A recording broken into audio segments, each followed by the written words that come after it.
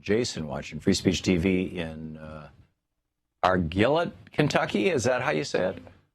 Argillite. Argillite. Hey, yeah. What's up, Jason? Tom, this is the first time I've ever called, but I watch you all the time, listen to you all the time. Thank you. No problem. I have a comment and a question. My comment is, in a society like a first world country, it would be commonsensical, I would think, to maybe change this, how do you say, this culture that police officers have in this country to shoot first and ask questions later. And my question is, why don't you think Congress, maybe like what your opinion is, why Congress wouldn't try to make sure that everyone has body cameras? Yeah. See, I don't think the body cameras are the answer to this, Jason. Both these police officers were wearing body cameras. And we have no video from those body cameras because they, quote, fell off during the incident. I think that Terrell, the guy who called before you, really had the solution to the whole thing. We need a system of checks and balances. We need accountability that simply doesn't exist right now in the American criminal justice system.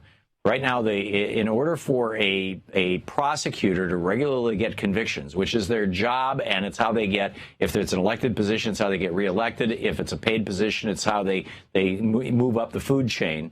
And particularly if they want to be governor or something like that, a lot of these guys, Chris Christie started out as a prosecutor, is by getting convictions. You get the convictions because the police officers will, get on the stand and say what needs to be said.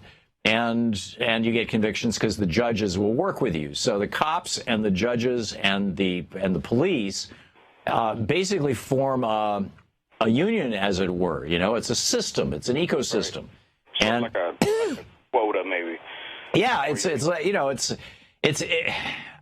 a human instinct to lie to protect your friends and family, or to cover up to protect your friends and family, or just to protect your friends and family. It's just a human instinct.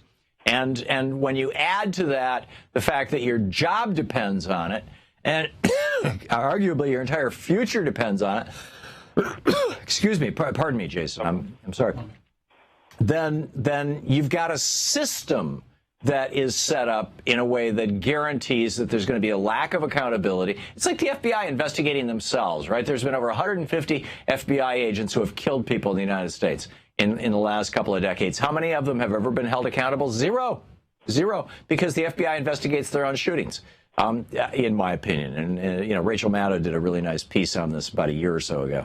And we've got to change the system. Police officers need to know that if they kill somebody, they're not going to be answering to their superiors. They're not going to be answering to the prosecutor that they have beers with, after they testify in the case.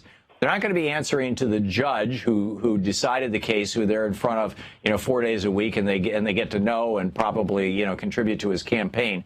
They're going to be in front of a local group of civilians who have some kind of power to do something to them and about them, completely independent of what the police department thinks, what the courts think, and the local courts, and what the local prosecutor thinks. That's what we need. Jason, thank you for the call.